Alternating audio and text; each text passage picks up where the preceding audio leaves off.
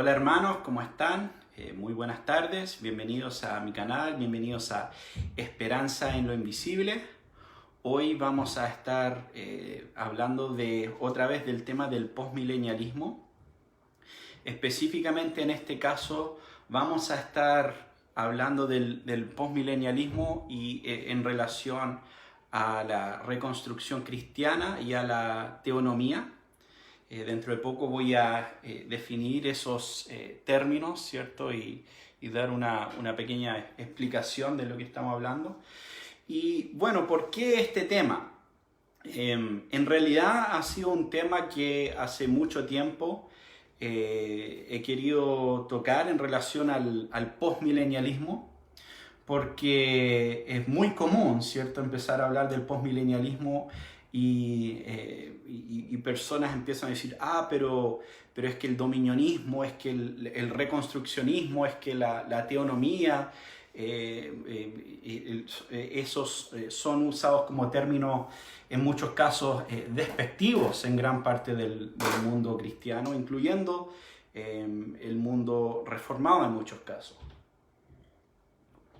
Ahora, obviamente ese es un tema amplio y por esa razón no lo he tocado tanto en el pasado, pero hay un artículo que se publicó en una página que se llama Estudios Evangélicos, que lo escribió un hermano, Adolfo García de la Sierra, y donde está, ese artículo se llama ¿Es compatible la posición política reconstruccionista con la posición política reformada? Entonces vamos a leer realmente todo este artículo y interactuar un poco con lo que dice ahí el hermano, que a todo esto es muy hostil a la postura teonomista o reconstruccionista,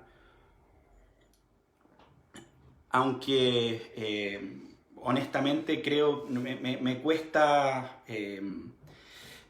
creer que lo ha estudiado en gran detalle o que ha ido a fuentes primarias. O sea, si tú lees el artículo, no hay ninguna fuente primaria citada. O sea, las afirmaciones que él hace sobre la postura son lo que él cree que es, básicamente, o incluso en algunos casos cita a otras personas que tampoco son de esa postura para definir diferentes puntos. Pero antes de eso quiero comentar un poco sobre esta página de Estudios Evangélicos, porque ellos publicaron esto y no es la primera vez que han publicado algo en relación al reconstruccionismo o a estos temas. De hecho, me acuerdo hace como un año un amigo, un hermano, me contactó, yo no conocía esta página y me dijo, oye, acá publicaron algo sobre el tema del reconstruccionismo. Publicaron algo que se llamaba Dominionismo y Reconstruccionismo Cristiano. Y que me llamó la atención, y especialmente porque el lenguaje que usaba ese artículo era bastante crítico de la postura reconstruccionista. O sea, el ensayo empezaba diciendo que era una rama de la extrema derecha cristiana. La mayoría de los cristianos probablemente disienten e incluso deploren las metas de estos fanáticos, ¿cierto? Y termina el artículo diciendo, sinceramente espero que estos dementes nunca alcancen ningún poder político significativo. Entonces, como pueden ver, súper balanceado el tipo, súper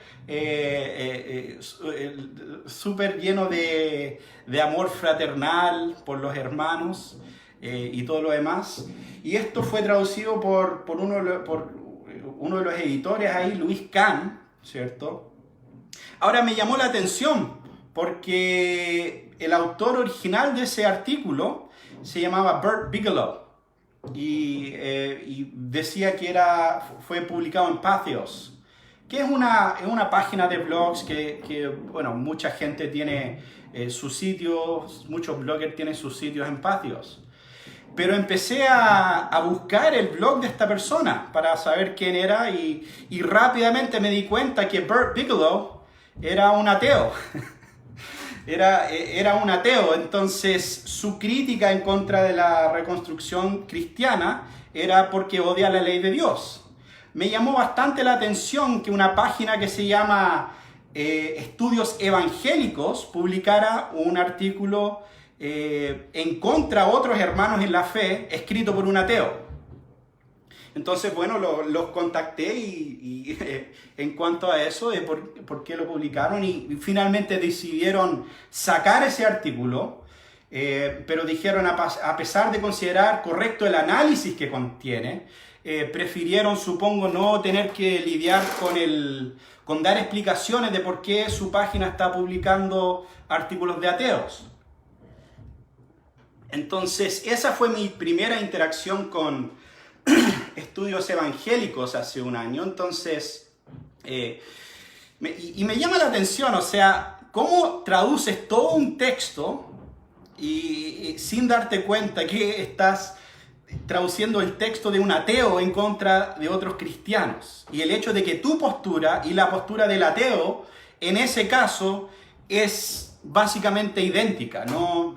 Quizás es algo que uno lo llevaría a reflexionar un poco, pero aparentemente en este caso no fue así, ya que un tiempo después el Manfred Svensson, que tengo entendido es alguien, parte de quizá creo que uno de los fundadores de esta página y alguien dentro de ese mundo, escribió sobre el movimiento kaiperiano y en un momento habla de la versión dominionista del kaiperianismo, habla como si fuera un tumor.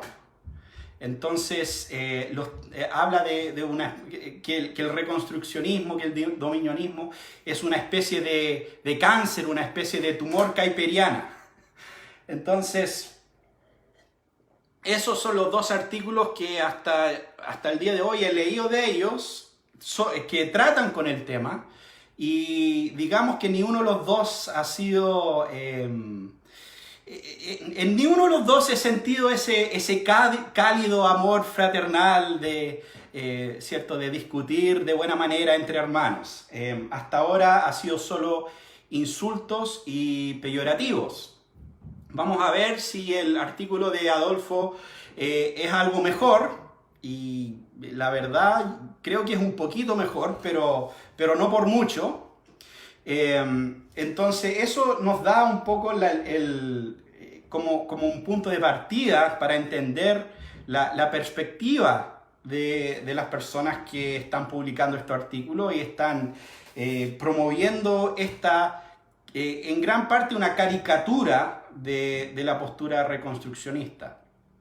Ahora, vamos a empezar un poco con definiciones. Vamos a hablar hemos hablado bastante de postmilenialismo, entonces no vamos a necesariamente empezar con eso. Obviamente, si han seguido este canal, hemos hablado bastante en el pasado y pueden ver los videos anteriores.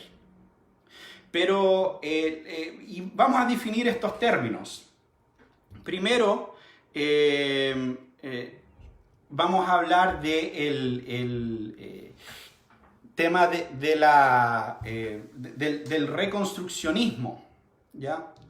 Porque perdón, primero hablemos de la teonomía. La teonomía, básicamente, teonomos.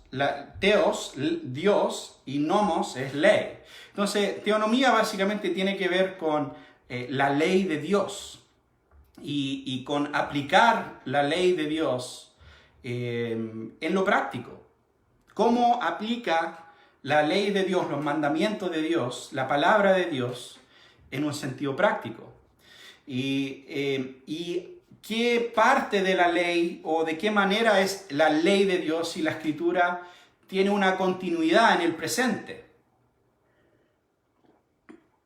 Por ejemplo, hay cristianos que creen que el Antiguo Testamento, todo lo que está ahí prácticamente queda abolido. y que, claro, ahora no estamos bajo ningún ley de Dios en ese sentido, sino que estamos solamente bajo la ley de Cristo, dicen algunos.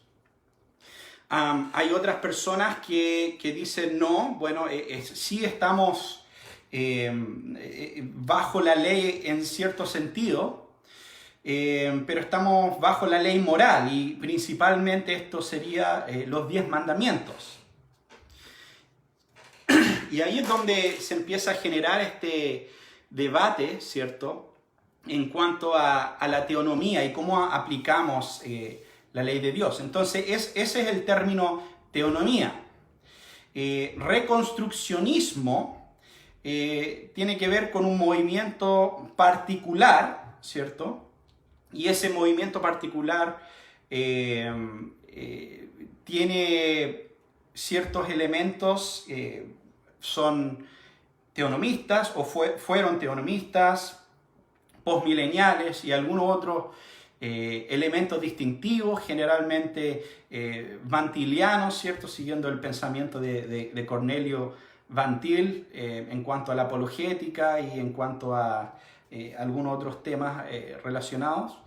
Entonces, eso sería el reconstruccionismo. Ahora, la reconstrucción cristiana, que eso es el nombre más correcto, hablar de reconstrucción cristiana, el nombre nace de una revista, básicamente, que se llamaba The Journal of Christian Reconstruction, y la reconstrucción cristiana básicamente tiene que ver con la civilización occidental que ha sido tan abrumada, ¿cierto?, por el modernismo y por la incredulidad y el humanismo, y cómo podemos reconstruir, ¿cierto?, las naciones en acuerdo con la ley de Dios, en acuerdo con los estándares de Dios. Eso es lo que tiene que ver, esa era la raíz o el fundamento de todo esto.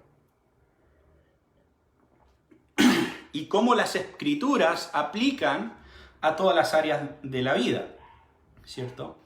Y bueno, ahora vamos a entrar en el artículo y vamos a empezar a leer algunos de los comentarios, ¿cierto?, del hermano Adolfo en cuanto al reconstruccionismo. Entonces empieza, bueno, el artículo se llama, otra vez, ¿es compatible la posición política reconstruccionista con la posición política reformada?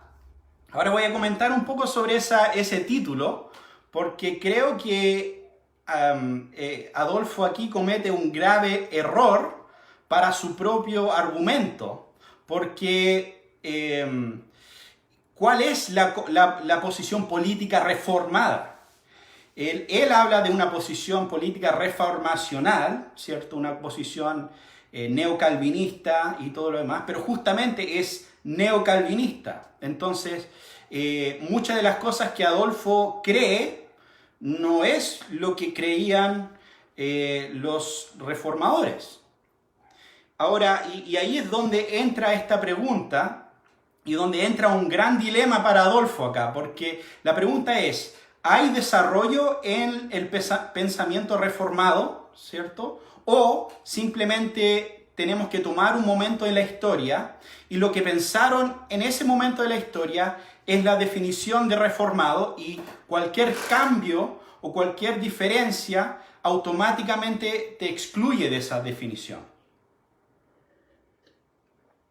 Y si responde que sí a eso, que sí, claro que puede haber cambio, claro que puede haber desarrollo, claro que quizás Calvino o quizás los que formularon las confesiones pueden haber estado equivocados sobre esto o lo otro, pero cuando dice eso, ya no puede negar el aspecto reformado de la postura reconstruccionista.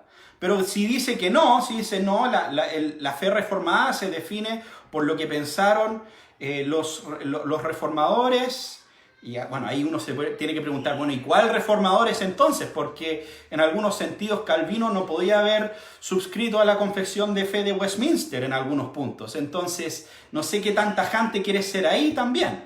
Pero si dice que no, entonces su propia postura neocalvinista reformacional queda fuera de la definición de reformado. Entonces, de cierta manera ya quedó casi refutado su artículo, ya empezando desde solamente ese punto. Pero obviamente hay otros temas importantes más allá del título que vamos a considerar al leer esto. Y obviamente al final, si tienen preguntas o comentarios, pueden mencionarlo. Ok. El movimiento reconstruccionista, también llamado teonómico o teología de dominio, está asociado a los nombres de Gary North, Greg Bansen, Gary DeMar y Rousas J. Rushdoony, siendo el último el principal arquitecto del movimiento. Ahora, cuando se habla de teología de dominio, esto tiene que ver con el mandato de dominio, ¿cierto? En Génesis capítulo 1, 28, de que Dios le da al hombre, de tomar dominio sobre la tierra. Entonces, de ahí es donde nace este lenguaje y del llamado y de la continuidad que ven los reconstruccionistas y muchos otros, no solamente los reconstruccionistas, en cuanto a la continuidad de ese mandato de dominio para el hombre. Y bueno, menciona Gary North, Greg Bansen, Gary DeMar, R.J. Rushdoony. Importante diferenciar que, sin duda, Rushdoony probablemente fue el más conocido, quizás podríamos decir, generalmente se le reconoce como el padre del reconstruccionismo. Y bueno, sí, su organización, Chalcedon, sí fueron los que publicaron esa revista. Entonces, hasta cierto punto es apropiado. Pero sí vale mencionar que no necesariamente todo nace de Rushdoony, porque de hecho Greg Bansen publicó o escribió su libro en paralelo con Rushdoony. O sea, no es que Bansen leyó a Rushdoony y después desarrolló sus propias ideas, sino que fueron escritos y publicados de manera bastante paralela. De hecho, creo que incluso que el manuscrito de Bansen fue publicado o terminado por lo menos como un año antes del escrito de Rushdoony, que es la institución de la ley bíblica, se llama la obra principal de Rushdoony, que son 3 partes, 3 tomos, y básicamente el primer tomo es un comentario sobre los 10 mandamientos y sobre la aplicación de la ley de Dios desde cada uno de estos mandamientos. Porque, claro, algo que es importante entender es que cuando hablamos de la ley, porque generalmente se divide, en el pensamiento reformado en general se divide la ley de Dios del Antiguo Testamento, ¿cierto?, en 3 grupos. Se habla de ley ceremonial, ¿cierto?, que serían esas leyes que tenían que ver con sacrificios de animales, con todas estas cosas que apuntaban finalmente a Cristo. Podemos hablar también de la ley judicial o la ley civil, que esto tiene que ver con leyes en cuanto a sanciones y temas civiles específicos que Dios le dio a Israel, ¿cierto?, para legislar. Y después podemos hablar de la ley moral. Y la ley moral serían básicamente resumido en los 10 mandamientos. Ahora, el punto de Rushdoony es que especialmente la ley judicial, no toda, pero en gran parte, es simplemente la aplicación de la ley moral, de los 10 mandamientos. Y es por eso que él ordena ese primer libro bajo las categorías de los mandamientos. Entonces habla del 5.º mandamiento y hace una aplicación, ¿cierto?, a la actualidad, a la situación en la que estamos en el occidente, y también toma diferentes leyes que están relacionadas a ese quinto mandamiento que están en el Antiguo Testamento. Y va así armando una visión práctica en cómo aplican. Entonces es importante entender esa dinámica en cuanto al reconstruccionismo y al pensamiento de Rushdoony. Ahora, también quiero mencionar que Rushdoony posteriormente, su primera obra era bastante, el primer volumen de la institución de la ley bíblica fue bastante aceptado dentro del mundo reformado en general, ¿cierto? Al principio, y muchas de las ideas son, obviamente hay algunas cosas que son algo distintas y distintivos, pero también tomaba en muchos casos una postura bastante moderada, podríamos decir, o dentro de lo que sería por lo general, ¿cierto?, la confesionalidad. Ahora, aún ahí, por ejemplo, habían algunos elementos que estaban un poco fuera, pero no estaba tan alejado. Pero posteriormente, en sus otros volúmenes, en el volumen 2 y 3 y en su otro escrito, se separó bastante de la ortodoxia reformada en ese sentido. Y justamente hubo un quiebre en el movimiento reconstruccionista. Y entonces por un lado estaba Rushdoony y por otro lado estaba Gary DeMar, Gary North. Que a todo esto Gary North estaba casado con la hija de Rushdoony y tuvieron obviamente fue toda una división fuerte y de hecho creo que como por algo como 20 años no se hablaron ni nada hasta la muerte de Rushdoony prácticamente. Entonces, en ese sentido hubieron dos movimientos bastante distintos. Rushdoony obviamente alejándose de lo que sería el mundo más reformado en muchos sentidos, pero Gary North, incluso Greg Bansen, Gary DeMar, y otros como David Chilton y los demás eran parte del mundo reformado en Norteamérica. Obviamente tenían algunas ideas distintivas que eran un poco chocantes para muchas personas, pero eran pastores en las denominaciones como la PCA y el OPC, que son algunas de las denominaciones presbiterianas en los Estados Unidos. Entonces, desde ese punto de vista, llama la atención justamente el hecho de intentar cuestionar las credenciales reformadas de los hermanos, porque justamente esas iglesias, que son, a todo esto, son iglesias relativamente conservadoras, especialmente la OPC, pero aún así no rechazaron por ejemplo, Greg Bansen o Kenneth Gentry, que eran pastores ordenados, ¿cierto?, de esas iglesias. Pero por otro lado, tenemos personas en otras partes del mundo, como el hermano acá, diciendo no, ellos no pueden ser reformados. Ahora, vamos a seguir acá con el texto. Dice dado que algunos de ellos apelado a la doctrina de la soberanía de las esferas de Abraham Kuyper, Jordan, asumo que está hablando de James Jordan, 1986, llegó incluso a decir que la reconstrucción cristiana originalmente no era más que kuiperianismo con la Biblia. Ahora también mencionar que, por ejemplo, David Chilton, James Jordan, Kenneth Gentry, todos eran graduados de RTS, de Reformed Theological Seminary.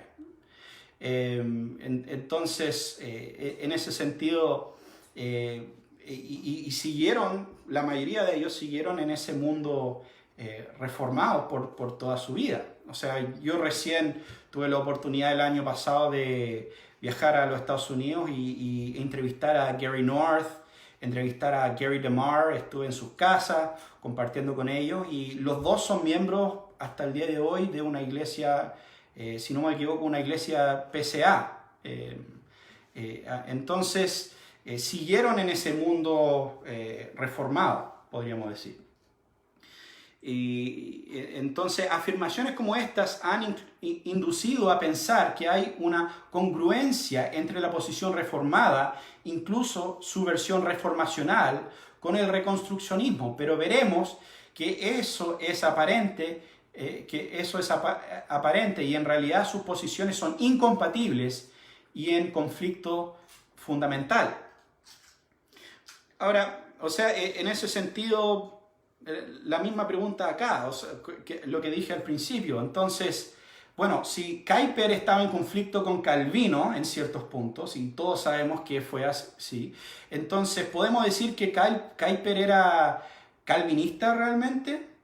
¿Sería apropiado cuando da sus famosos discursos sobre el calvinismo, por ejemplo? Alguien debería escribir un artículo diciendo, no sé, o sea, ¿realmente es compatible la posición política de Kuyper con la política calvinista o la política reformada? Entonces, ahí vemos inmediatamente que, claro, puede ser que citaron a Kuyper y que estaban en acuerdo con Kuyper en algunas cosas, pero por otro lado, en desacuerdo con Kuyper en otras cosas. ¿Y por qué eso sería un problema específicamente? Ahora el hermano acá dice que son diferencias fundamentales. Bueno, y ahí quizás simplemente hay una diferencia de opinión en cuanto a qué es lo fundamental en cuanto a esa postura. Entonces dice, para empezar, sus filosofías de derecho son incompatibles. Como señala Niehaus, 1990, la mayoría de los cristianos, incluyendo los reformacionales, son dados a decir que la Biblia no contiene un blueprint para el correcto ordenamiento de la sociedad. Esto es precisamente lo que los teonomistas niegan. De hecho, un conjunto de libros es llamado The Biblical Blueprint Series, el cual no es nada sino específico. La proposición determinante, bueno, y después vamos a hablar de eso, pero este comentario me llamó mucho la atención, porque un blueprint es una palabra, bueno, obviamente en inglés, que es básicamente un plan, un plano. Entonces, cuando obviamente alguien va a construir una casa, tiene un plano de cómo debe construir. Entonces, lo que él está diciendo acá es que la Biblia no nos puede dar un plan, no nos puede dar un plano, no nos puede dar una dirección para las naciones, ¿cierto? La Biblia no es suficiente para decir a las naciones cómo deben vivir. Entonces, es un ataque, en este punto es un ataque en contra de la suficiencia de las Escrituras, específicamente. Y fíjense que no es un conflicto entre una propuesta y otra propuesta. El conflicto no es, mira, lo que pasa, yo creo que la Escritura enseña esto y tú crees que la Escritura enseña esto otro. Es una discusión entre alguien que tiene una propuesta y un agnóstico en cuanto a una visión política bíblica. Entonces, un grupo dice, vamos a las Escrituras para resolver los problemas de nuestro mundo, y otro dice, las Escrituras no son suficientes para ayudarnos ahí. Y de hecho, si dices que hay que ir a las Escrituras para eso, estás totalmente fuera de nuestro grupo. Eso es lo que estamos viendo acá. Y el cual no es nada sino específico. Entonces el hecho de que es específico y que dice apliquemos la palabra de Dios en el mundo real, eso es terrible para estas personas. Y después sigue diciendo, la proposición determinante es que la ley mosaica dada en el Sinaí no era meramente para Israel, sino que es el diseño de Dios para todas las naciones de todas las épocas. Entonces, este lenguaje que ocupa, esta caricatura que hace de la posición reconstruccionista, es totalmente errado. Esta idea de que, primero, en limitarlo a la ley mosaica, o sea, ningún reconstruccionista dice que solamente la ley mosaica es a lo que debemos apelar para dar instrucción a las naciones. La postura de Gary DeMar, la postura de Gary North, de todas las personas que yo he leído, es que todas las escrituras es a donde apelamos. Apelamos a toda la Biblia, no solamente a Levítico y Deuteronomio. En ese sentido. Entonces, esa caricatura de la ley mosaica ya es un elemento. Y después decir que es un diseño de Dios para todas las naciones de todas las épocas, tampoco es totalmente correcto, porque todos los reconstruccionistas que yo conozco y que he leído, reconocen que hay continuidad y descontinuidad en la ley de Dios. Reconocen, por ejemplo, que ya no necesitamos hacer sacrificios, no necesitamos hacer un templo e ir a matar animales. Ya sería un buen punto de partida, ¿no? Entonces, y también un montón de otras cosas. Las leyes de jubileo ya no aplican en ese sentido. Y un montón de otras leyes que eran específicamente para el pueblo de Israel en su contexto. Y hay otras leyes que son también parte de esa ley judicial, aplican en cuanto a su equidad general. O en otras palabras, tenemos que interpretarlo. Ninguno está diciendo que hay que copiar y pegar, ¿cierto?, la ley de Dios del Antiguo Testamento y aplicarlo tal cual en nuestro contexto moderno. O sea, un ejemplo que ha dado Greg Bansen, por ejemplo, y es común, ¿cierto?, es esto de poner una reja en tu techo, ¿cierto? Es la ley específica en el Antiguo Testamento que dice que hay que poner una reja alrededor de tu techo, y eso justamente era porque en esos tiempos, en ese lugar, la gente en las tardes iba a sus techos, eran techos planos, y ahí pasaban tiempo, descansaban, estaban afuera. Y obviamente si no tenían una baranda, una reja alrededor del techo, alguien se podía caer y podía lastimarse. Por esa razón se hace eso. Entonces, en ese sentido, ¿cuál sería la aplicación moderna de eso? No sería poner una reja. Si tú tienes un techo, el techo de mi casa, por ejemplo, está inclinado. Nadie se sube ahí si no es para reparar algo o algo así. Entonces no es necesario poner una reja en el techo de mi casa. Pero ¿qué pasa si tengo una baranda? ¿Qué pasa si tengo una piscina, por ejemplo? No tengo una piscina en mi casa, pero digamos que tengo una piscina acá en mi casa. Y no sé, un niño llega y se cae al agua. Yo tendría cierta responsabilidad aplicando la equidad general de la ley de Dios, en ese sentido. Entonces, es importante entender eso, que ni Greg Bansen, ni Gary North, ni los otros estaban diciendo simplemente cortar y pegar la ley en el contexto moderno. Obviamente, tomamos lo que Dios le dio al pueblo de Israel y nos hacemos ciertas preguntas, o sea, y es interesante porque hay algunos de los temas que son más controversiales, ¿cierto? El hecho que en el Antiguo Testamento, no sé, la ley de ejecución, ¿cierto? Que alguien podía recibir la pena de muerte por adulterio. Hoy en día es visto como algo, no sé, algo horrible, algo horrendo. ¿Cómo puede ser? Pero la pregunta que nos tenemos que hacer al aplicar la equidad general es, ¿el adulterio era un crimen más severo en Israel que hoy día, ¿cierto? O sea, ¿por qué era algo tan severo en Israel y supuestamente hoy en día no es tan severo? Y como vamos a ver, bueno, dentro de la historia del cristianismo, generalmente el tema del adulterio ha sido visto como un crimen bastante severo en ese sentido. Entonces, pero esos son los tipos de preguntas que debemos hacernos cuando estamos hablando de equidad general. Y obviamente van a haber leyes específicas que son un poco más difíciles de entender o de definir que otras. Esto es parte de la ley moral, esto es algo ceremonial, esto es un elemento distintivo de Israel para diferenciarse de las naciones, pero no es algo que continúa en el tiempo.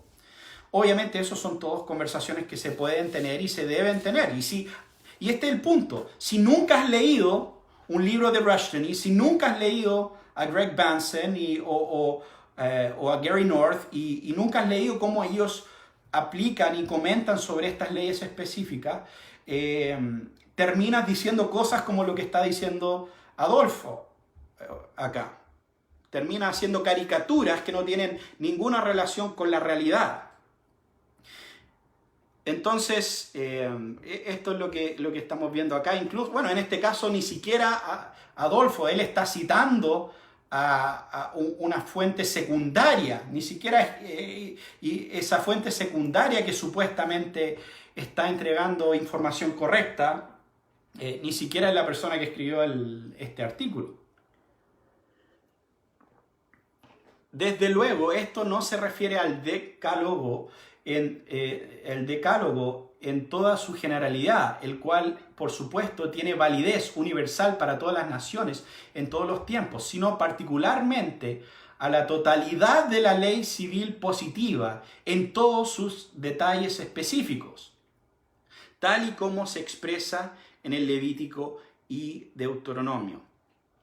Bueno, y aquí también hay otro problema. Ahora, aquí hay un poco de confusión porque Greg Benson sí habla de aplicar la ley en todos sus detalles específicos, pero él también ve el cumplimiento de toda la ley, incluyendo la ceremonial en Cristo. Entonces, cuando él habla de cumplir toda la ley, está incluyendo o está dando por excluido, de cierta manera, esas cosas que ya fueron cumplidas en Cristo o esas cosas que eran particulares de la nación de Israel.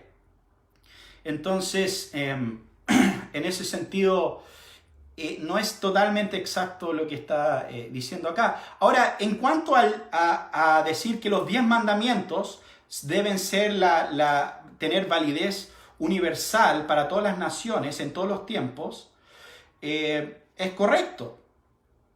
Pero ahora la pregunta es, ¿qué relación hay entre los 10 mandamientos y el resto de la ley de Dios? Y es una pregunta muy importante, porque de cierta manera, si uno de los mandamientos, ¿cierto?, no matarás, ¿qué relación tiene? Ok, digamos que las naciones dicen, ok, es malo matar, pero ¿cuál debería ser la sanción por el homicidio, por ejemplo? ¿Dónde vamos a eso? Ahora, aquí estas personas van un paso más atrás y dicen, no, lo que pasa es que en el pacto con Noé, ¿cierto?, Dios estableció que los asesinos, ¿cierto?, los homicidas, merecen la muerte. ¿Ok?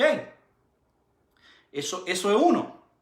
Pero, ¿cómo podemos determinar lo que es un castigo justo? O sea, hablemos de otro mandamiento, hablemos de dar falso testimonio, por ejemplo. Y eso es uno de los mandamientos, uno de los 10 mandamientos. ¿Cuáles serían las consecuencias por dar falso testimonio? ¿Qué sería un castigo justo? ¿Sería un castigo justo la muerte? ¿Sería un castigo justo, no sé, el que le corten una mano al mentiroso? Porque, por ejemplo, una nación puede decir, sí, estamos en contra del falso testimonio, pero ¿cómo determinamos que alguien realmente dio falso testimonio. ¿Hay algún estándar? ¿Cierto? Porque si lo limitamos a solo los 10 mandamientos, no tenemos ni un estándar de justicia en cuanto a sanciones. Solo tenemos una idea nebulosa de ciertas ideas, de ciertos principios que no deberíamos violar. No deberíamos mentir, ¿cierto? No deberíamos robar, pero ¿qué es robo? Como determinamos un montón de temas particulares. Y en ese sentido, deja demasiado, en mi opinión, deja demasiado abierto la puerta a cualquier cosa. O sea, por ejemplo, ¿qué hacemos si alguien es acusado de ser un mentiroso o de ser un ladrón? Si alguien llega y dice, esta persona me robó, ¿cómo determinamos si eso es cierto o no? ¿Hay algún estándar? ¿O simplemente un rey puede decir que acusar, por ejemplo, a uno de sus súbditos de robo y no es necesario ninguna evidencia porque y decir, no, él está guardando el mandamiento, no robarás, por lo tanto está siguiendo los 10 mandamientos? O hablemos del mandamiento en contra de adulterio, ¿cierto? La Biblia habla específicamente de adulterio, cuáles deberían ser las consecuencias, incluso otros temas. ¿Qué pasa con la zoofilia? ¿Qué pasa con todo esto? Otros elementos que son tratados en la ley de Dios, pero no son tratados específicamente en los 10 mandamientos. Entonces, yo creo que ahí ese discurso de no solo los 10 mandamientos se desarma un poco, porque finalmente le da chipe libre a las naciones, le da chipe libre a los gobernantes de hacer hasta cierto punto lo que se les da la gana, porque no están sujetos, ¿cierto?, a aplicar las particularidades de las leyes judiciales, podríamos decir. Entonces, por otro lado, cuando vemos que alguien roba, desde una perspectiva reconstruccionista, podemos decir, ¿qué dice la Biblia sobre cuáles son las leyes que aplican al robo? Ahora, quizá en la ley específica está hablando de robar un buey. Quizá en este caso la persona robó un auto. Obviamente, aplicamos la equidad general de esa ley sobre el buey a la persona que está robando un auto en ese sentido. Entonces, ahí es donde tenemos este tema de la equidad general y donde se está aplicando desde una perspectiva reconstruccionista por lo general. Entonces, ahí es donde yo veo un gran problema con esta crítica. Ahora, contrástese esto con lo que dice la Confesión de Fe de Westminster, capítulo 19, sección 4. Dice, a los israelitas como entidad política, Dios les dio también diferentes leyes judiciales, las cuales expiraron junto con el estado de aquel pueblo.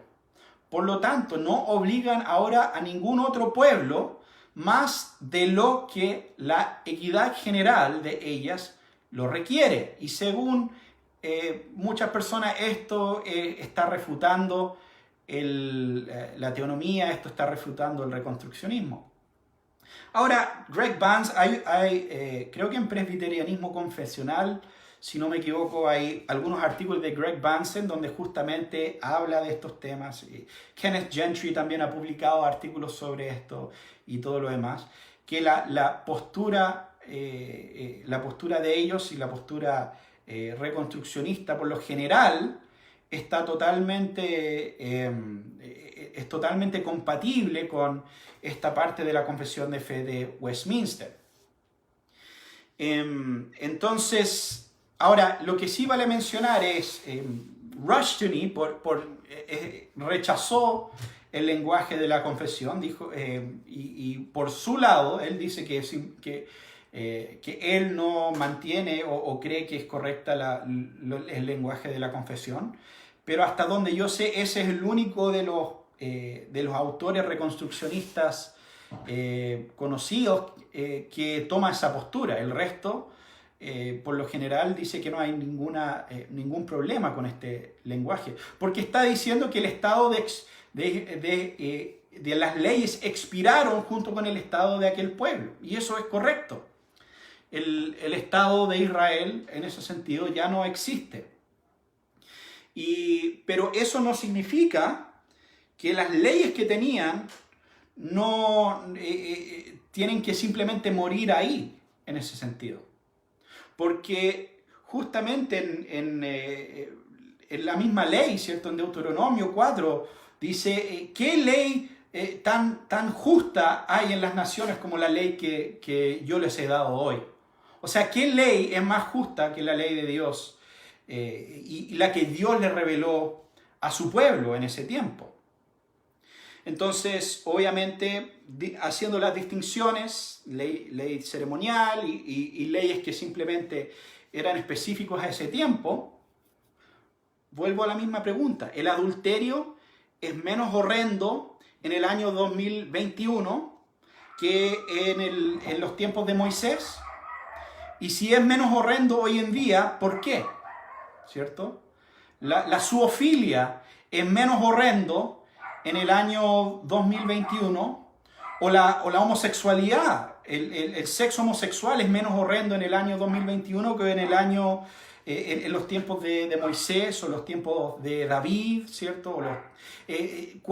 ¿Realmente vamos a decir eso? Entonces ahí es donde se vuelve importante este asunto, porque claro, estamos aplicando la equidad general de la ley. Cuando vemos lo que la Biblia dice en cuanto al adulterio y las sanciones civiles que acompañan el adulterio, tenemos que preguntarnos por qué eso habría cambiado. Entonces, ahora, algunos, incluso dentro del mundo reconstruccionista, creen que eso sí ha cambiado. Por ejemplo, Joel McDermott, que él es un autor, supongo que ha cambiado mucho en cuanto a su postura en relación a lo que clásicamente han creído los reconstruccionistas. Él cree que las sanciones en contra de temas como el adulterio y temas sexuales tenían un elemento más ceremonial, y que finalmente el castigo de esto no era realmente la muerte, y no debería ser incluso en el día de hoy la muerte, sino que debería ser simplemente la expulsión de la tierra o algo por el estilo. Entonces, pero por lo menos ahí está, yo no estoy de acuerdo necesariamente con su argumento, pero por lo menos está dando un argumento desde el texto, ¿cierto? Y no simplemente descartando, como tantos lamentablemente en el mundo reformado, simplemente, yo no sé qué hacen cuando están, no sé, cuando están leyendo y predicando por Levíticos o Deuteronomio, no sé qué hacen en ese punto, porque simplemente lo que yo he visto es un deseo de descartar lo que es los detalles y la ley judicial y hablar de otro tema en ese sentido. Ahora, dice la contradicción en relación a Westminster 19.4, la contradicción no puede ser más punzante. Pero además, obsérvese que la Confesión de Fe de Westminster se refiere a la entidad política de los israelitas como Estado, algo que purga a los reconstruccionistas, quienes quieren reservar el término Estado para las actuales entidades políticas, las cuales ellos consideran por principio ilegítimas y diabólicas. El uso arbitrario del término Estado que hacen los reconstruccionistas provienen de la escatología postmilenial que los caracteriza, en contra de la visión amilenialista y promilenialista. Ahora, antes de continuar sobre este tema del uso del término Estado, no es algo que he encontrado yo, por lo menos, en los escritos que he leído de diferentes reconstruccionistas. No he visto este gran problema con el término Estado, porque a veces se usa intercambiablemente con gobierno, pero el cuadro que pinta acá, Adolfo, tiene más que ver con la postura postrera de Rushdoony, hasta donde yo puedo entender, especialmente porque habla de que la visión política de los reconstruccionistas es una especie de gobierno de profetas encargado de imponer la ley a un pueblo por lo demás obediente a ella. Eso es la perspectiva de Rushdoony. Y eso, por lo menos, Gary DeMar, por ejemplo, yo lo estuve entrevistando hace unos meses y le pregunté, ¿hay una visión, un modelo de gobierno específicamente cristiano? Tiene que ser una monarquía, tiene que ser profetas o jueces independientes, y él dijo no, el punto no es imponer un tipo de gobierno tanto específico, puede ser una república, puede ser una monarquía incluso en ese sentido, pero hay simplemente aplicando ciertos principios que al final no están para nada alejados de lo que ha sido la corriente, por lo general, la corriente occidental en cuanto a este punto de pensamiento. Entonces aquí simplemente está interactuando más con Rushdoony, por lo que puedo ver, que con los reconstruccionistas en general. Bueno, pero aquí se mete un poco en el tema del postmilenialismo y dice el uso arbitrario del término estado que hacen los reconstruccionistas proviene de la escatología postmilenial que los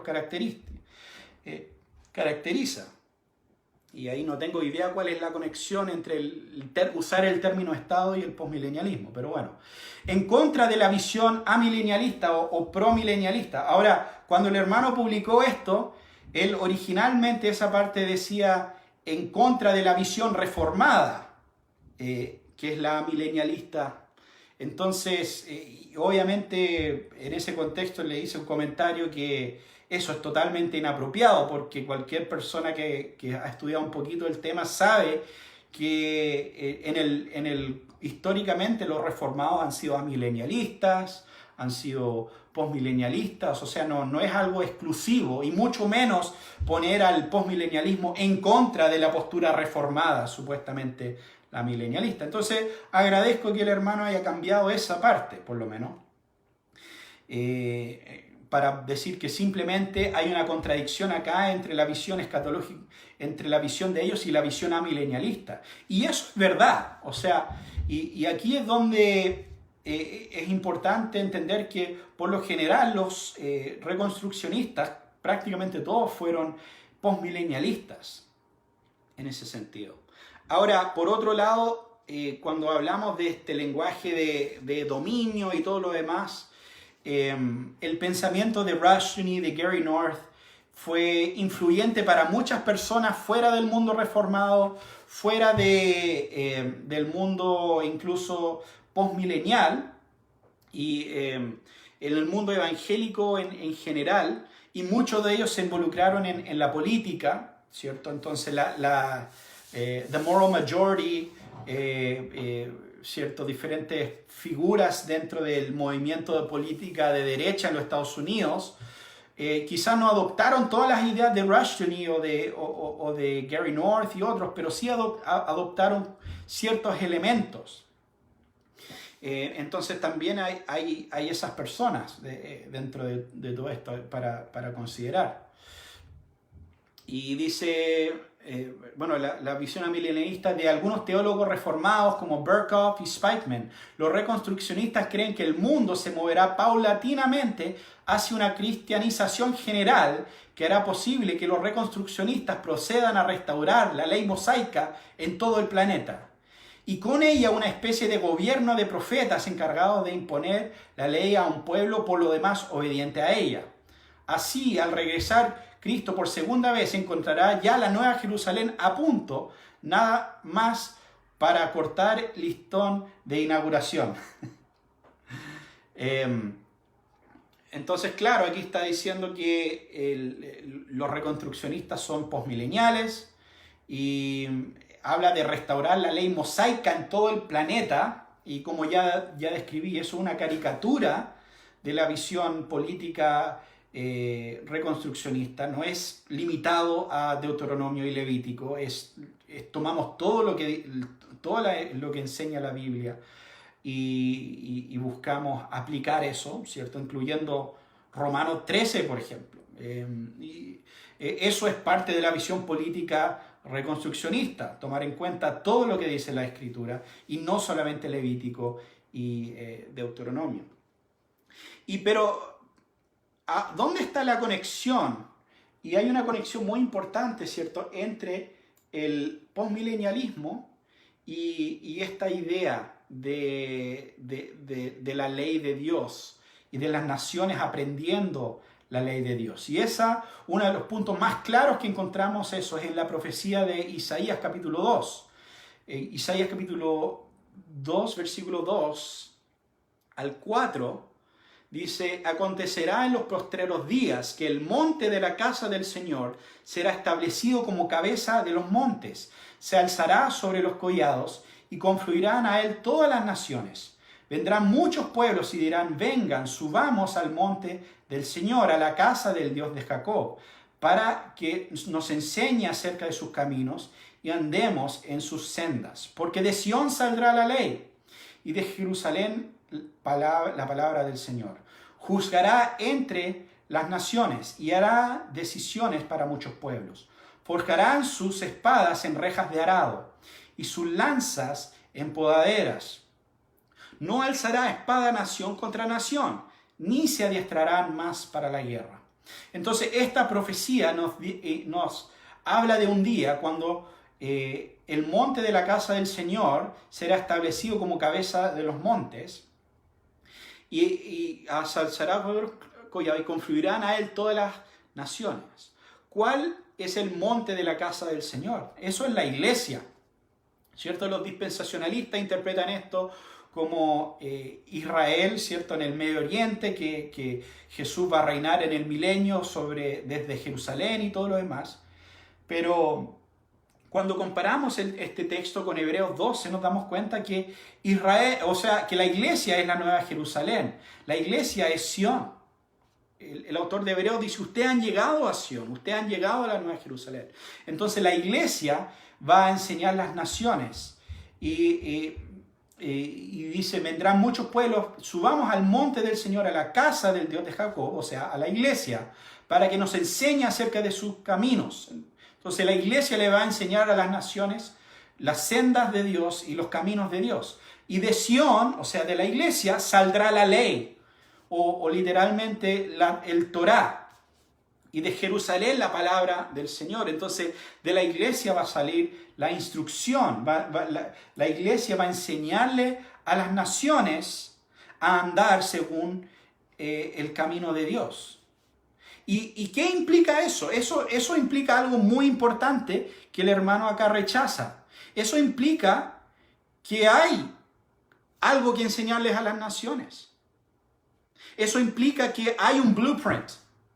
Eso implica que las naciones, que tenemos algo que enseñarles a las naciones de cómo deben vivir, cómo deben tratarse, cómo deberían ser sus leyes. Entonces, obviamente, si eres amilenial,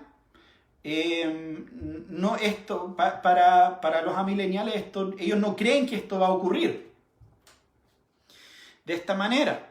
Ellos no creen que va a llegar un día donde habrá paz entre las naciones, que no levantará espada nación contra nación, ni se adiestrarán para la guerra.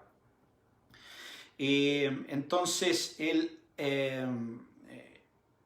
aquí vemos hay un conflicto al final, y ese conflicto no es solamente con el reconstruccionismo, sino a su raíz es con el postmilenialismo. Porque mira, yo entiendo... Yo puedo entender hasta cierto punto, como dije antes, que alguien puede diferir con Rushdoony o puede diferir con Gary North y leer sus argumentos y decir, sí, sabes que la aplicación que hace la ley no me parece. Pero la alternativa que entrega el hermano es agnosticismo, no es una verdadera alternativa. Está diciendo, yo no tengo la respuesta y tú tampoco tienes la respuesta. Tú no puedes tener la respuesta porque la Biblia no enseña eso, supuestamente. Y más encima tengo una escatología que me dice que la gran mayoría del mundo se va a perder, que el cristianismo nunca llegará a ser la religión dominante en todas las naciones.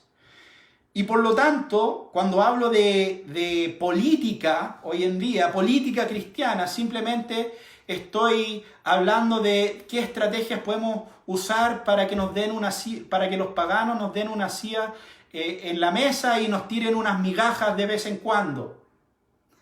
Eso finalmente es y hablan de fe pública y todo lo demás, cuando finalmente es una visión derrotista de la historia, es una visión donde los paganos y Satanás gobernará sobre el mundo hasta que Cristo vuelva, y solamente cuando Cristo vuelva eso cambiará. Entonces, finalmente no tienen un planteamiento coherente desde las Escrituras para las naciones. No creen que deberíamos tener un planteamiento coherente desde las Escrituras para las naciones, y prefieren o promueven confusión por encima de una postura basada en las Escrituras. Y es más, no solamente rechazan esa postura, sino que lo tratan de la manera más, es lo más bajo prácticamente que puede haber. O sea, como ya leímos antes, el lenguaje que usaban en estudios evangélicos, estos fanáticos, estos enfermos y todo lo demás. O sea, realmente tienen un desprecio total y hacia la postura que están criticando, pero como hemos visto, al mismo tiempo sin conocerla muy bien. Muy bien, pensé que iba a poder avanzar a través de todo esto, pero llegué como a la mitad. Todavía me queda un resto, así que la próxima semana voy a seguir respondiendo a este artículo en particular. Pero ahora voy a ver los comentarios un poco. Si tienen algunas preguntas, los hermanos pueden escribirlo. Saludos al hermano Pablo Figueroa, a Benjamín Sánchez.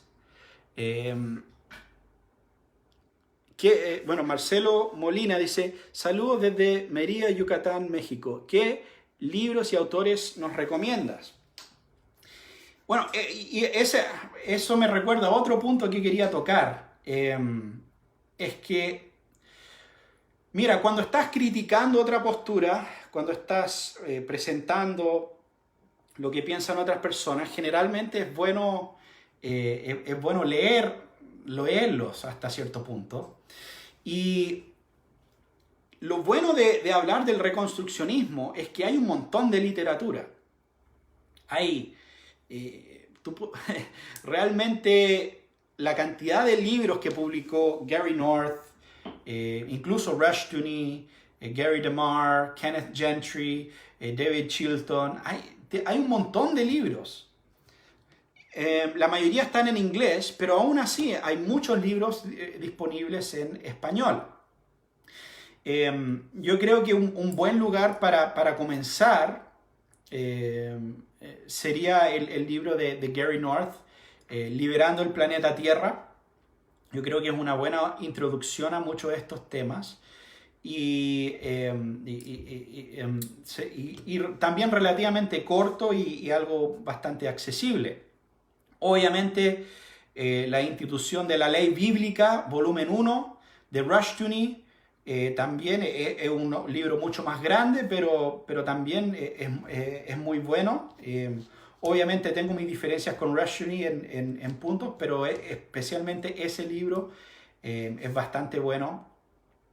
Y yo creo que esos serían algunos puntos de partida, los libros de Gary North y Rushdoony, en cuanto a lo que está disponible en español. Y lo bueno es que todos esos libros están disponibles en PDF, gratis, los pueden descargar, los pueden leer. En inglés, prácticamente todos los libros de Gary North y todos ellos que él publicó están disponibles en PDF gratis. Incluso hay una página que hizo audiolibros de la mayoría de eso. Entonces, incluso no quieres leer, hasta está el audiolibro en español de Librando el Planeta Tierra de Gary North. Y pueden leerlo, escucharlo si no lo quieren leer. Entonces, a todo esto no hay ninguna excusa para, si vas a criticar el reconstruccionismo, no hay ninguna excusa para no leerlos cuando los vas a criticar. Entonces yo creo que claro, si fuera otro tema, si fuera un libro rebuscado que es caro y difícil de conseguir, ya puedo entender que alguien no lo haya leído antes de criticar. Pero cuando todo está disponible gratis en internet, realmente no hay excusa para atacar hombres de paja y hacer caricaturas de posturas con las que no estás de acuerdo. Pero eso son algunas recomendaciones de libros.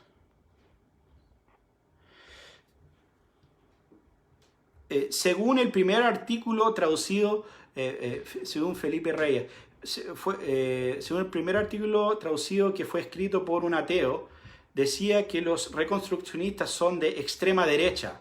Bajo tu óptica, ¿qué postura política tiene en realidad?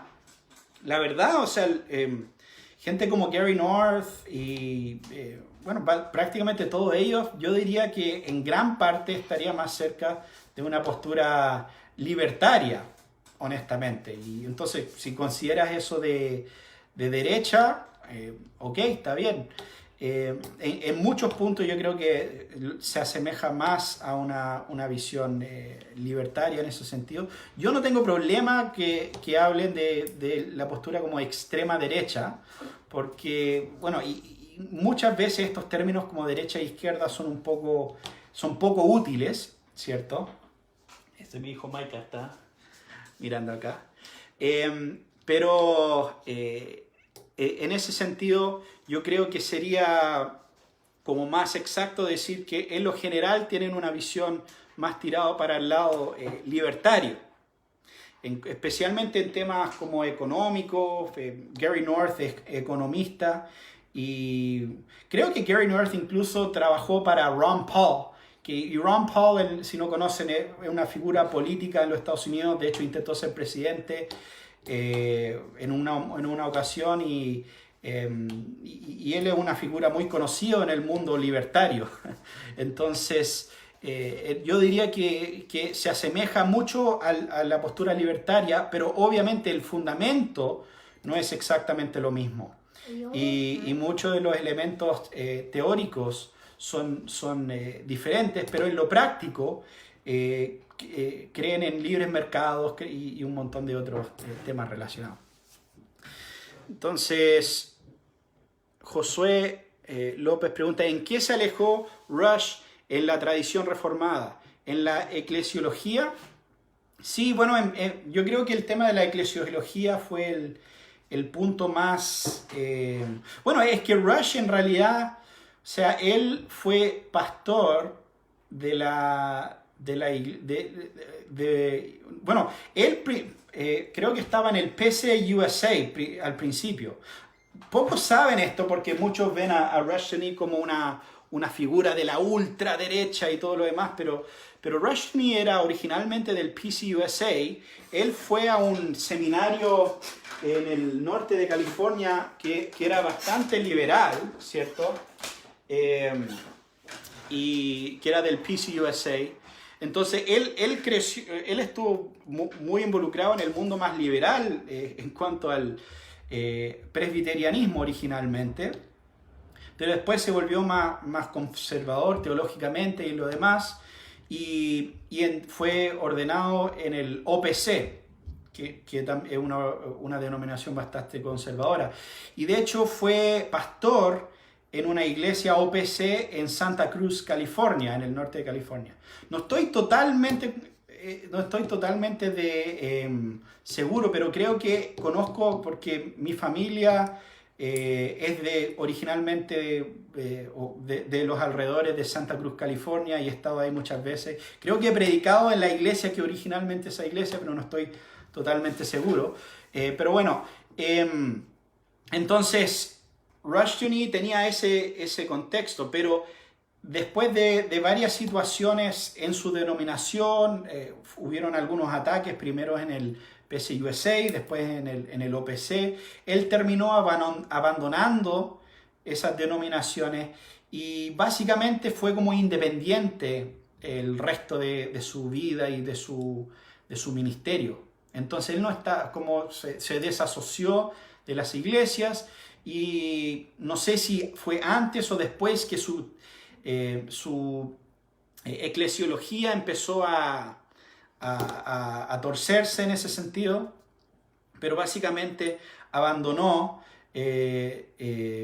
lo que fue una postura clásica reformada, e incluso una postura no solo reformada, sino más general en cuanto a protestante y la visión de la iglesia y de la eclesiología. Entonces, bueno, pues Gary North ha escrito sobre eso, otros han escrito, muchos en Latinoamérica por alguna razón siguen esa línea de pensamiento de Rushdoony. De hecho, es interesante porque por lo menos desde lo que yo he visto en cuanto a las personas interesadas en estos temas, en Norteamérica el grupo es muy minoritario que son más de esa línea de Rushdoony. La gran mayoría tienen una eclesiología más sana, pero por alguna razón acá en Sudamérica se ha esparcido más esa visión que la visión de la mayoría de los reconstruccionistas. Entonces sí, eso un poco sobre la historia de Rushdoony.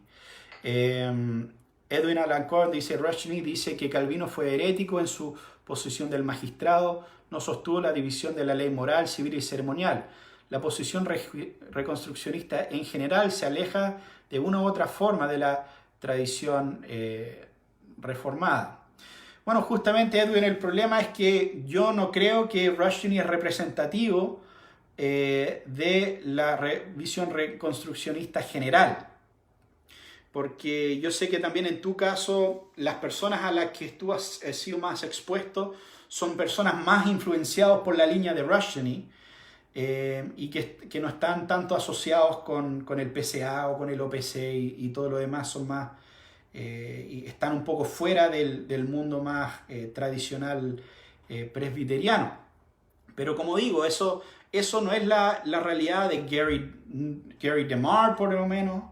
Eso no es la realidad de Chilton, de la mayoría de los otros autores connotados. Han seguido y sido parte de la tradición reformada. Ahora, si tú quieres definir reformado como Covenanter, y si no eres Covenanter no eres reformado, entonces claro, bueno, eso es una posición muy particular, y si vamos a definirlo de esa manera, ya, o sea, nadie es reformado, solo el pequeño grupito son los únicos verdaderos reformados.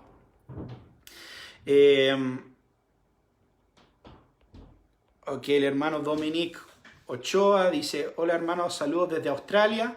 Mi pregunta es con respecto al reconstruccionismo, teonomismo y postmilenialismo. ¿Es obligación de un postmilenial abrazar también el reconstruccionismo y teonomismo o solo podría ser solamente postmilenialista?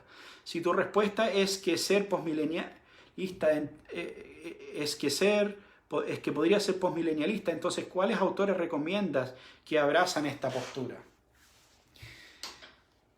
Es que, bueno, como ya leí el texto de Isaías, si eres postmilenial, tienes que creer que algún día las naciones van a ser convertidas, las naciones van a ser cristianizadas.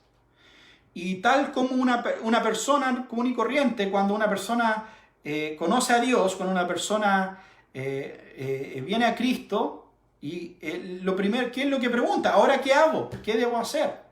entonces empieza un proceso de discipulado, empieza un proceso, mira, la palabra de Dios dice esto, tienes que cambiar esto en tu vida, tienes que abandonar estas cosas, y hay un proceso de cambio en la persona.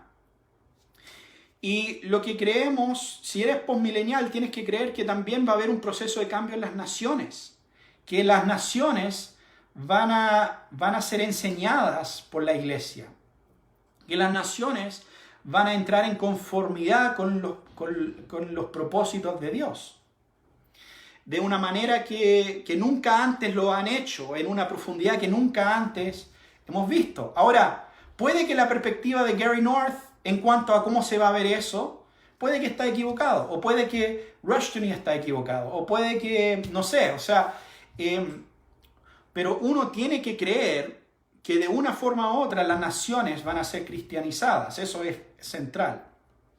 Que uno pueda diferir con uno otro autor, que es postmilenial y era parte de ese movimiento particular que se llama, o que era conocido como reconstruccionismo, eso puede ser en ese sentido. O sea, la mayoría que conozco hoy en día que son postmileniales no están de acuerdo en su totalidad con ninguno de los autores mencionados. Entonces, en ese sentido podemos tener diferencias. Lo que no podemos ser es agnósticos y decir, bueno, no hay un blueprint, la Biblia no tiene nada que enseñarnos. Es como esta sería una buena comparación. Hablemos de escatología, ¿cierto? Hay amilenialismo, postmilenialismo, premilenialismo. Todos sabemos que la escatología es un tema difícil, ¿cierto? Y todos sabemos que no es fácil determinar cuál es la respuesta correcta. Pero eso es muy diferente a pensar que no hay respuesta correcta, ¿cierto? ¿Qué pasa si llegamos a la conclusión que simplemente, no, la Escritura no nos dice nada sobre cuándo y cómo Cristo va a volver? Eso sería un agnosticismo total en cuanto a la escatología. Eso no es aceptable.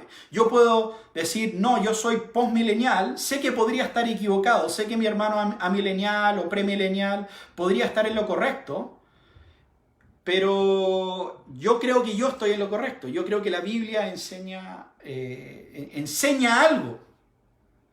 Entonces, eso es la diferencia que yo haría. Entonces, por ejemplo, otros autores que no necesariamente fueron reconstruccionistas, porque recuerda, ese es un movimiento particular en la historia. No sé, podríamos hablar de Loraine Boettner, podríamos hablar de... ¿quién más? Marcellus Kik, por ejemplo. Ahora, esos dos casos son curiosos, porque incluso el hermano Adolfo dijo, no, a mí me encanta Loraine Boettner. Ok, pero Loraine Boettner era amigo de Rushdoony. Loraine Boettner era amigo de Martin Selbrede, que fue creo que es el presidente de Chalcedon, de la organización de Rushdoony. Y de hecho, Loraine Boettner le regaló a Martin gran parte de su biblioteca teológica.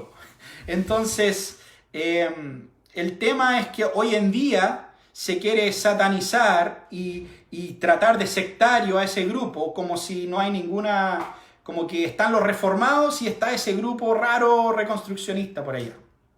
Pero la realidad, cuando estaba publicando sus temas Rushdoony y los otros, estaban dentro del mundo presbiteriano, por lo general en Norteamérica. Entonces, Rushdoony tenía artículos publicados, o sea, Rushdoony tenía artículos en Christianity Today y otras publicaciones evangélicas de la línea más populares o común en ese sentido.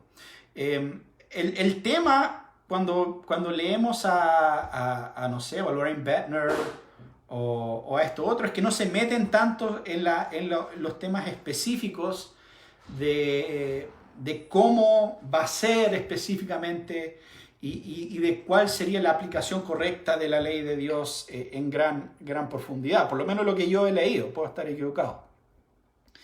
Pero no es como, están totalmente opuestos a lo que dice Rushdoony o lo otro, para nada. pueden tener sus diferencias, quizás en diferentes puntos, pero no es de la manera que es presentado en este artículo y como lo presentan muchos críticos del reconstruccionismo. Muy bien. A ver, otro comentario.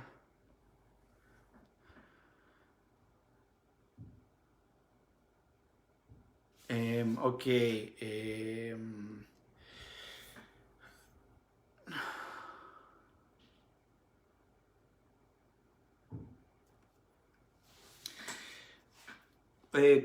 Conrado Alejandro dice, como teólogo, ¿qué rescata de la Suma Teológica de Santo Tomás? ¿Lo recomienda leerlo y rescatar algo de ahí? Bueno, hermano, la verdad no he leído mucho de Tomás de Aquino. He leído algunas partes de Suma Teológica, pero obviamente es una obra bastante grande. Pero por lo general, los reconstruccionistas no son tomistas, y ese es un punto también de diferencia. Generalmente son más de la línea de Van Til. De hecho, Rushdoony y Bunsen fueron muy influenciados por Cornelio Van Til, que era profesor de apologética en Westminster. Entonces, en ese sentido, por lo general, Van Til era bastante crítico del pensamiento de Tomás de Aquino y planteó algo bastante diferente, por lo general, al pensamiento de Aquino. Entonces, ese también es un punto importante de diferencia que encontramos y que es importante mencionar en toda esta discusión. Ok, a ver si se me fue algo. A ver. Matías LK está hablando de preterismo total. A ver. Es como de manera que debates con los preteristas plenos. ¿Ya? Ni Spurgeon fue tan dañino para referirse al preterismo pleno como tú lo has hecho. Únase a mi grupo y le debato. Bueno, esta transmisión no tiene nada que ver con el preterismo pleno. En cuanto a personas que piensan que la resurrección de los muertos ya ocurrió y que Cristo no va a volver, eso es una postura muy diferente y es un rango de diferencia muy diferente. Personas que niegan todos los credos de la iglesia cristiana,